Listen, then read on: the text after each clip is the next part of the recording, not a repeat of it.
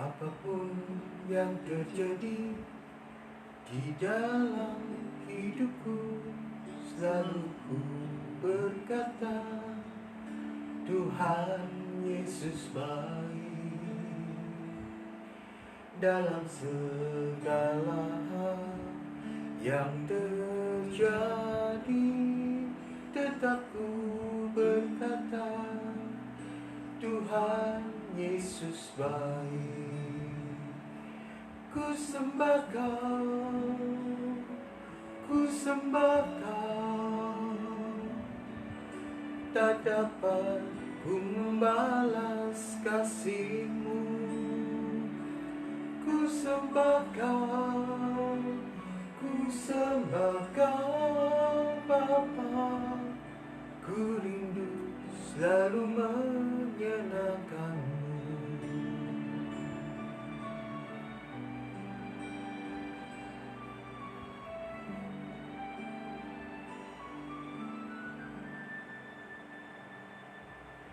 Apapun yang terjadi di dalam hidupku, selalu ku berkata, Tuhan Yesus baik.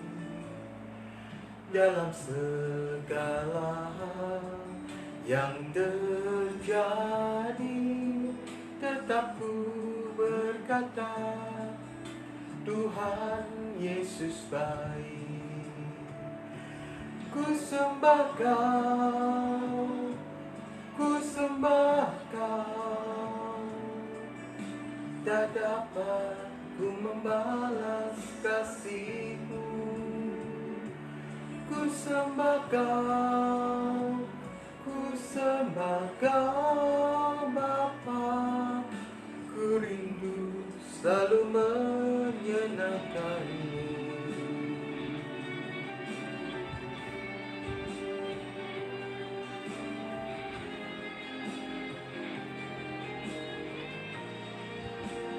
Oh, ku sembah Kau, ku sembah Kau, tak dapat ku membalas kasih-Mu. Ku sembah Kau, ku sembah Kau Bapa. Ku rindu selalu menyenangkan-Mu. Ku sembah Kau, ku sembah Kau Bapa. Ku rindu selalu menyenangkan-Mu. Ku rindu selalu menyenangkan-Mu.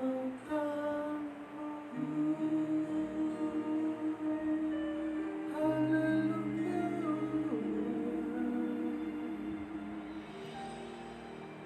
Bapa di dalam surga, kami mengucap syukur dan terima kasih buat kasih-Mu, buat kebaikan-Mu sepanjang hari ini yang boleh kami terima.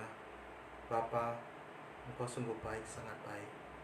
Ampuni segala kesalahan hamba, ampuni segala kesalahan kami semua Tuhan, yang sudah mendukakan Engkau Tuhan. Pada pagi hari ini Tuhan, izinkan kami untuk melakukan ibadah virtual Tuhan. Bapa, sucikan kuduskanlah setiap hati kami Tuhan, untuk siap menerima kebenaran firman. Dan Bapa, sucikan kuduskanlah hamba untuk menyampaikan kebenaran firman-Mu.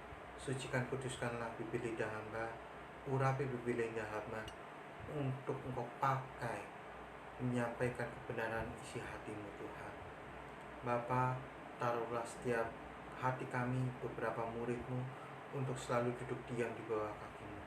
Dan kami percaya Tuhan, hanya Engkau-lah yang sanggup menolong kami, hanya Engkau yang sanggup membukakan jalan buat kami Tuhan. Bapa, terima kasih. Kami sambut pada pagi hari ini makanan rohani yang telah Engkau siapkan buat kami.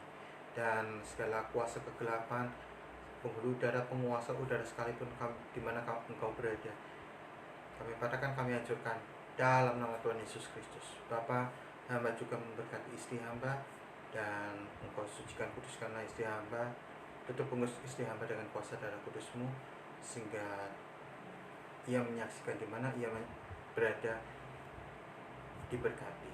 Terima kasih Tuhan, dalam nama Tuhan Yesus Kristus putra-Mu yang tunggal. Haleluya, amin.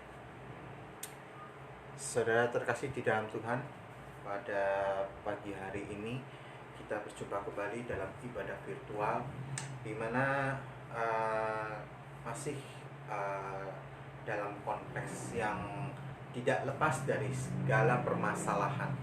Saudara terkasih di dalam Tuhan, di sini siapa sih yang tidak pernah mengalami satu permasalahan yang terus bertubi-tubi, terus berlarut? Nah, saudara terkasih di dalam Tuhan, biasanya kemana kita harus melangkah dalam satu misal kata kita kalau ada masalah, kita mau langsung curhatnya ke siapa? Mungkin ke saudara, ke teman, atau ke siapa. Nah, Tuhan ini sering dilupakan. Saya bukan menghakimi, itu juga termasuk saya juga, dimana saya ingin memberikan satu kesaksian. Saudara terkasih di dalam Tuhan, saya ada satu kesaksian. Memang betul saya sedang mengalami satu permasalahan, satu pergumulan yang dimana emang istri saya meninggalkan saya untuk selama ini. Bukan berarti kami berpisah dan bercerai, bukan. Tetapi ada satu sedikit permasalahan yang harus diselesaikan, mungkin dengan cara introspeksi diri. Nah, saudara terkasih di dalam Tuhan, saya merasa bersyukur sekali. Semenjak kepergian istri saya sudah 1 minggu 4 hari ini, saya mengalami goncangan. Dalam arti kata goncangan secara batin saya dan juga secara jiwa saya. Dan bukan satu kebetulan, saya ada teman-teman saya juga kurang paham entah gimana caranya Tuhan memakai seseorang. Saya kesaksian waktu hari Jumat, berarti enggak hari Sabtu dini hari lah ya, jam 2 saya dibangunkan, antara sampai saya doa kurang lebih sampai setengah 4. Di situ saya emang berteriak, saya punya keinginan dan memohon pada Tuhan. Saya terus berseru minta tolong. Dan pagi hari sekitar jam 7, setengah 8, ada seorang ibu messenger saya yang mengirim lagu Roh Kudus hadir di sini. Jadi saya mendengarkan lagu itu memang agak mulai tenang, mulai terang. Dan dimana biasanya seseorang itu kita nggak pungkirin ya, kebanyakan orang itu selalu seperti cacing kepanasan. Dan di sini yang menjadi luar biasanya adalah notabene-nya orang-orang yang belum kami ketemu, belum kami tatap muka, 3 orang sekaligus, 2 wanita dan seorang pendeta yang di Banda Aceh. Dan itu pun pertama saya sebut aja Evi dan Ibu Ajun. Saya juga kaget gitu, tiba-tiba kok mengatakan ada seorang laki-laki minta tolong. Ya emang benar, saya sedang dalam pergumulan. Saya nggak bisa apa-apa. Dan dari situlah dia mengatakan kepada Bu Ajun untuk terus mengajak saya untuk berdoa. Dan ada satu hal yang aneh dalam masalah ini. Tiba-tiba kok saya diingatkan oleh teman-teman, 2 teman saya ini, untuk katakan pada anakku untuk selalu kuat, selalu tegar dalam iman. Dalam peperangan ini harus menang, jangan lemah, jangan gagal. dari situ, ini buat siapa Bu? Ini buat Bapak. Saya berterima kasih, saya bersyukur sekali. Dan disitulah saya merasa Tuhan masih peduli. Dan banyak teman-teman di Facebook, banyak yang, saya jujur aja, saya buat status cukup lelah saya cukup lelah, dan teman-teman banyak mengatakan masih banyak yang membutuhkan Bapak. Siapa? Ya kan? Saya merasa saya bukan orang hebat, saya bukan siapa-siapa. Tidak seperti para hamba Tuhan yang membaptis orang banyak dan memberikan makanan, kasih uang kepada kaum yang tidak mampu. Terus saya ini siapa? Saya ini bukan siapa-siapa. Dan saya penuh dengan cacat celah. Saya sebagai manusia tidak luput dari kesalahan. Manusia boleh menghakimi saya, tetapi dari situ saya mendapatkan satu teguran rema. Saya berdoa di bawah kaki Tuhan. Semalam saya doa semalam suntuk. Saya merasa berterima kasih kepada ketiga orang ini, ketiga sahabat kami yang selalu terus memberikan kekuatan. Dan di pagi hari ini, setelah saya doa semalam suntuk, saya mendapatkan satu firman Tuhan, di mana di sini tentang, yaitu semua adalah kasih karunia. Saya sempat bertanya dengan Bu Evi, kenapa kok sebegitunya semua ini karena kasih karunia, Pak? Oke, disinilah saya mendapatkan di Efesus 2 ayat 1 sampai selesai. Perikopnya semuanya adalah kasih karunia. Kamu dahulu sudah mati karena pelanggaran-pelanggaran dan dosa-dosamu. Kamu hidup di dalamnya karena kamu mengikuti jalan dunia ini. Karena kamu menaati penguasa kerajaan angkasa, yaitu roh yang sekarang sedang bekerja di antara orang-orang durhaka. Sebenarnya dahulu kami semua juga terhitung di antara mereka. Ketika kami hidup di dalam hawa nafsu kedagingan dan menuruti kehendak daging dan pikiran kami yang jahat. Pada dasarnya kami adalah orang-orang yang harus dimurkai, sama seperti mereka yang lain. Tetapi Allah yang kaya dengan rahmat oleh karena kasih-Nya yang besar yang dilimpahkannya kepada kita, telah menghidupkan kita bersama-sama dengan Kristus, sekalipun kita telah mati oleh kesalahan-kesalahan kami.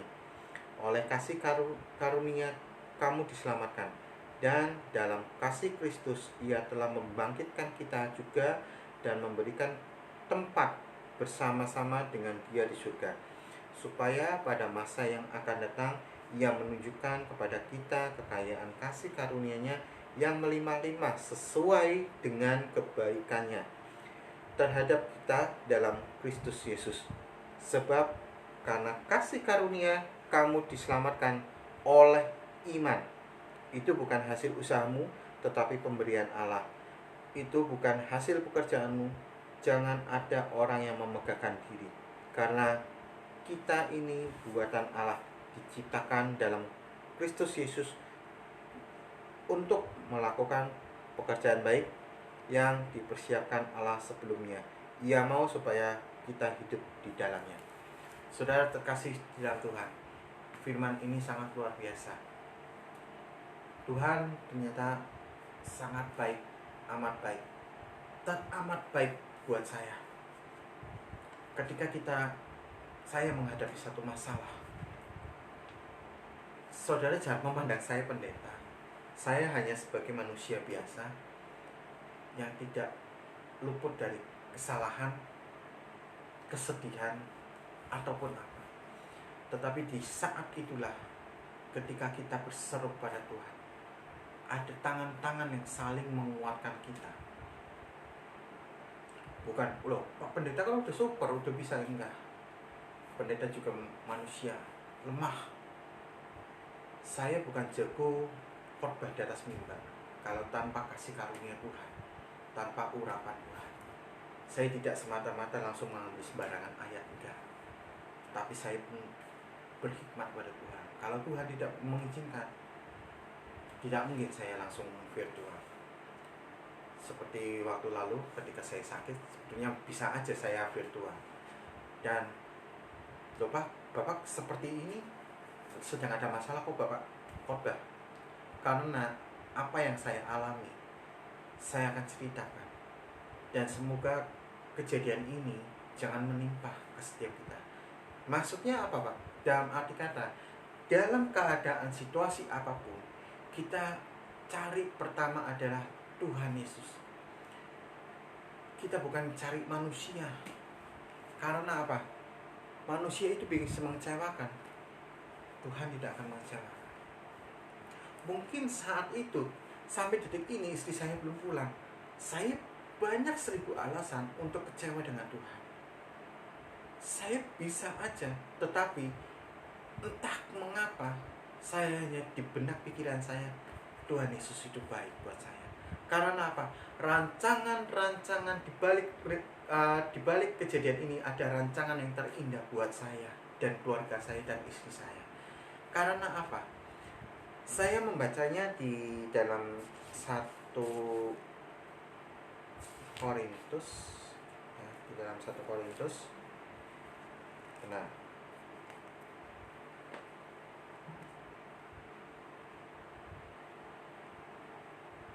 saya membacanya di dalam 1 Korintus ayat 7, ya.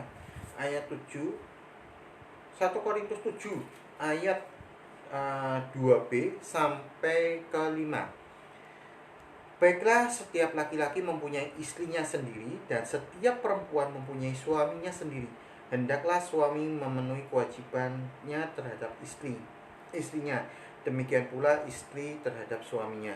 Istri tidak berkuasa atas tubuhnya sendiri, tetapi suaminya. Demikian pula suami tidak berkuasa atas tubuhnya sendiri, tetapi istrinya. Janganlah kamu saling menjauhi, kecuali dengan persetujuan bersama untuk sementara waktu, supaya kamu mendapat kesempatan untuk berdoa. Sesudah itu hendaklah kamu kembali hidup bersama-sama, supaya iblis jangan menggodai kamu, karena kamu tidak tahan bertarak. Saudara terkasih di dalam Tuhan, sebetulnya saya membawa perikop yang 1 Korintus, tetapi Tuhan berkata lain. Kita bercerita tentang kasih karunia. Saudara jangan berasumsi yang pornografi ya tentang 1 Korintus 7 ini. Tetapi di sini manusia sering berpikir, kadang setiap ada permasalahan pasti lari, pasti pemikirannya bercerai. Itu bukan. Setiap ada permasalahan, mungkin manusia kalau masih satu lingkup ketemu pasti berantem, pasti ribut. Nah, lebih baik salah satu mengalah dalam arti kata pergi sesaat, bukan untuk bercerai. Ingat, bukan untuk bercerai, sesaat untuk saling introspeksi diri, mengoreksi diri, merenungi aku kesalahanku apa. Kalau kita melihat kesalahan orang lain, wah papi orangnya begini, nggak bisa, nggak jadi. Mami begini, nggak jadi. Mertuaku begini, nggak jadi. Kita terus merenungkan kesalahan kita, supaya kedepannya ketika kita berkumpul bersama tidak terulang kembali, tidak kejadian lagi. Dan disitulah Tuhan mengatakan ada waktu untuk kita berdoa, supaya iblis tidak mencobai kita. Dan setelah semuanya sudah, haruslah kembali bersama kembali. Dan saudara terkasih di dalam Tuhan, saya mengucap syukur dengan kejadian ini. Saya terus belajar introspeksi diri. Dan keyakinan saya, banyak saya nanya sama teman istri saya yang ada di Jakarta. Emang istri saya ada di Jakarta, nggak tahu Jakarta atau Tangerang. Cuman mengatakan tidak akan kembali lagi. Saya mengatakan, apakah dia mengatakan minta pisah atau bercerai? Tidak. tetapi saya punya keyakinan dengan iman. Banyak orang ketika harus ada mujizat dulu, dia melihat mujizat baru dia percaya. Tetapi saya tidak. Firman Tuhan dikatakan, berbahagialah orang yang belum melihat namun percaya. Disitulah saya mulai mengambil iman saya. Saya doa semalam suntuk, doa profetik saya yakin dengan iman. Ketika saya berdoa ada lawatan Allah, saya yakin istri saya kembali dan kami bisa berkumpul kembali. Dan saya tidak perlu melihat mujizat Tuhan dulu baru aku percayanya. Tetapi ketika saya percaya, meskipun belum terjadi mukjizat, terjadi atau tidak terjadi mukjizat, saya percaya istri saya kembali dengan iman saya. Saya berpikiran Tuhan memberikan satu pemikiran kepada saya, yaitu kita jangan seperti manusia duniawi. Pada umumnya manusia duniawi mentok pada pemikiran, akal logika. Ya, akal logika. Kita sebagai anak Tuhan harus melampaui satu level, kita harus meloncat satu level lebih tinggi dari akal logika, yaitu apa? Iman. Disitulah saya baru mengatakan, iya Tuhan, aku tahu. Tuhan meminta melalui Ibu Evi menyampaikan kepada saya, Bapak, tolong sampaikan pada anakku untuk Bapak menjaga iman supaya menang dalam pertandingan ini. Saudara terkasih di dalam Tuhan, saya merasa bersyukur sekali karena kasih karunia Allah yang begitu besar terhadap saya, terhadap keluarga saya, sehingga apa yang saya doakan, apa yang saya inginkan, semuanya nggak ada yang sia-sia. Dan semua di sini karena kebaikan Tuhan, karena anugerah Tuhan. Kita selalu diingatkan mungkin oleh orang-orang yang terdekat, entah siapa, bahkan orang tidak kenal. Saya mengatakan kepada pendeta Yohanes yang ada di Banda Aceh, saya mengatakan Tuhan itu baik, Tuhan sungguh baik bagi kita semua. Karena apa?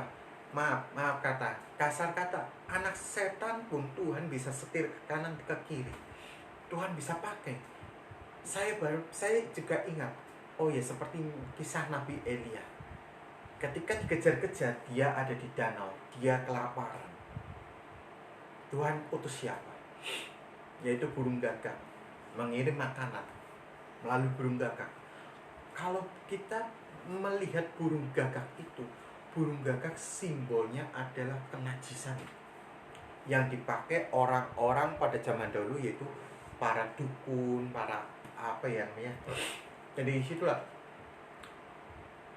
itu sekarang pun terjadi, dan hal-hal yang tidak masuk akal logika kita, Tuhan bisa pakai orang-orang yang tidak kita kenal, bahkan anak setan pun sekalipun Tuhan bisa pakai. Bukan bermaksud saya mengatakan Bu Evi anak setan, bukan. Tetapi Tuhan bisa memakai siapa saja, bahkan hewan pun.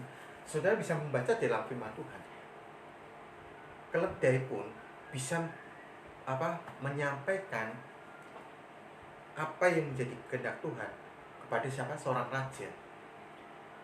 Keledai pun berbicara.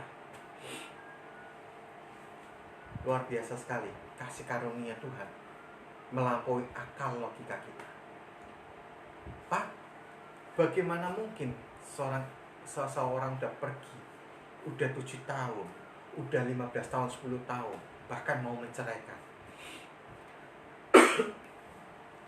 Saudara jangan para Arab. Kisah saya sama seperti di ujung tanduk. Saya bersyukur karena saya tidak mau mengandalkan kekuatan saya. Kalau keinginan saya, jujur aja keinginan saya mencari istri saya keluar kota. Tetapi toh saya mati konyol. Jakarta begitu luas, di mana dia entah berada, nggak tahu. Tetapi saya hanya berdiam diri di bawah kaki Tuhan. Saya terus berdoa, Tuhan berikan kau jalan, bukakan jalan untuk kami berdua, sehingga kami boleh bersatu kembali. Dan ternyata Tuhan membuka jalan buat kami. Meskipun ini belum terjadi 100%, tetapi saya percaya 70% Tuhan sudah melakukan untuk kita. Tugas kita adalah apa? Kita percaya, berdoa, dan serahkan semua pada Tuhan. Jangan, saya sering katakan, jangan ketika kita, ya Tuhan, aku serahkan permasalahan ini padamu, tetapi ini dipegangin terus, ini sudah dikasih, dipegangin terus, gak jadi. Kalau saudara yakin percaya, kasih, ya udah lepas, biar Tuhan yang beracara atas hidup saudara dan saya. Saya yakin 100% malaikat Tuhan akan menuntut istri saya kembali bersama kami, bersama saya, bersama-sama untuk saling mengintrospeksi dan merenungkan kebenaran firman Tuhan. Saudara terkasih di dalam Tuhan, kasih karunia tidak hanya cuma itu, tetapi kasih karunia Tuhan itu berupa-rupa, ya. Bukan ini satu contoh dalam satu permasalahan, bukan saya curhat juga, tetapi di sini kasih karunia Tuhan itu sangat luar biasa. Ketika anak-anak muda yang mungkin masih pacaran atau yang masih sekolah online, Tuhan masih memberikan kasih karunia-Nya kepada kita. Nggak usah jauh-jauh masalah corona. Corona sebetulnya belum selesai, nanti 2021 nggak bakal selesai. Banyak sekarang kasus yang tiba-tiba orang kok nggak sakit, nggak apa meninggal gitu kan. Dan disitulah Tuhan tuh memberikan kasih karunia kepada kita supaya kita untuk hidup lebih percaya kepada Tuhan dan memegang iman. Ya, kita harus menang sampai pada akhirnya. Kita jangan serupa dengan dunia. Kita harus menjadi garam dan terang bagi seluruhnya. Dan saudara terkasih di dalam Tuhan, termasuk untuk istri saya yang menyaksikan channel saya mengatakan, Mami, pulang. Ketika engkau pulang, lihat, aku bukan hanya berjanji untuk merubah, tetapi saya terus berusaha untuk menjadi suami yang bijaksana dan terus bertobat. Meskipun kamu lebih tua dari saya, dan baik atau salah, saya tetap mengakui kesalahan saya. Dan untuk keluarga, saya terima kasih untuk cemoohan dan caci makinya. Saya terima kasih, saya juga memberkati, saya juga mengampuni. Apapun yang keluarga telah berikan kepada saya pun bersyukur. Karena ada tertulis dalam firman Tuhan, pembalasan bukan hak saya, tetapi di sini adalah hak Tuhan. Nah, saudara terkasih di dalam Tuhan, kita tutup Alkitab kita. Kita ambil saat ini kita kembali untuk mengatakan bahwa Tuhan Yesus baik dalam segala hal, dalam segala perkara, apapun yang terjadi dalam hidup kita. Saudara terkasih di dalam Tuhan, biarlah dalam satu polemik, satu permasalahan, kita selalu dikuatkan oleh teman-teman, orang-orang sekitar kita, sehingga kita bisa terus maju di dalam Tuhan, terus diberikan karunia Tuhan, tidak dicabut, tidak diangkat dari kita. Nah, saya selalu berdoa di hadapan Tuhan, Tuhan, jangan engkau palingkan wajahku kepadaku. Manusia boleh memalingkan wajah kepadaku, manusia boleh menjudge, menghakimi saya, tetapi saya percaya Allah di belakangku, yang selalu menopangku, yang selalu memberikan kasih karunia. Banyak orang mengatakan satu kebaikan yang kita lakukan kepada orang itu, ketika kita melakukan 1000 kebaikan kita lakukan pada orang itu, dan ketika kita melakukan satu kesalahan, apa yang diingat manusia, yaitu kesalahan orang itu. Berbeda dengan Tuhan. Ketika kita melakukan satu kebaikan, dan kita melakukan 1000 kesalahan, Tuhan tetap melihat satu kebaikan yang menutup 1000 kesalahan kita. Disitulah saya percaya manusia, seperti Yusuf mengatakan, manusia boleh mereka-rekakan yang jahat atasku, tetapi Allah mereka-rekakan yang kebaikan demiku. Dan aku percaya manusia boleh mereka-rekakan yang jahat, termasuk marketing saya yang sudah saya pecat, yang banyak makan uang, yang terlalu banyak begini-begini. Saya memberkati saudara, saya mengampuni. Meskipun kalian, saya tahu ada beberapa di antara kalian yang menggunakan dukun untuk memisahkan keluarga kami. Saya percaya, saya mengampuni, saya memberkati saudara. Dan disitulah saya terus percaya Tuhan akan melihat satu kebaikan untuk menutupi 1000 kesalahan saya. Saudara dikasih tidak Tuhan, kita sama-sama berdoa. Kita kembali angkat pujian Tuhan Yesus baik sampai detik ini. Apapun permasalahan kita, apapun yang kita lakukan, kita katakan Tuhan Yesus baik. Sungguh besar kasih karunia Tuhan terhadap kita. Kita jangan mudah lupakan itu. Tuhan tidak sekali-kali meninggalkan saudara dan saya. Percayalah saudara. Apapun yang terjadi di dalam hidupku, selalu ku berkata, Tuhan Yesus baik. Dalam segala hal yang terjadi, tetap ku berkata, Tuhan Yesus baik. Ku sembah Kau, ku sembah Kau, tak dapat ku membalas kasih-Mu. Ku sembah Kau, ku sembah Kau Bapa, ku rindu selalu menyenangkan-Mu. Saudara bisa nyanyikan lagu ini di rumah dimanapun saudara berada, sambil saya ingin mendoakan saudara. Bapa di dalam surga, kami mengucap syukur dan terima kasih karena kasih setiamu, karena kebaikanmu terhadap kami, terhadap aku juga Tuhan. Aku terus berkata, Engkau sungguh baik. Segala persoalan apapun, Engkau sungguh baik buat kami. Dalam segala hal yang terjadi dalam hidup kami Tuhan, selalu aku berkata, tetap aku berkata, Tuhan Yesus baik. Karena Engkau memberikan rancangan yang terindah buat kami. Bukan rancangan kecelakaan, tetapi rancangan damai sejahtera buat kami semua. Kami percaya Tuhan. Tuhan, hamba yang memiliki permasalahan, hamba percaya meskipun mujizat belum terjadi, hamba percaya dan yakin istri hamba kembali dengan selamat. Para malaikat berpasukan laskar menjaga istri hamba, membentengi istri hamba.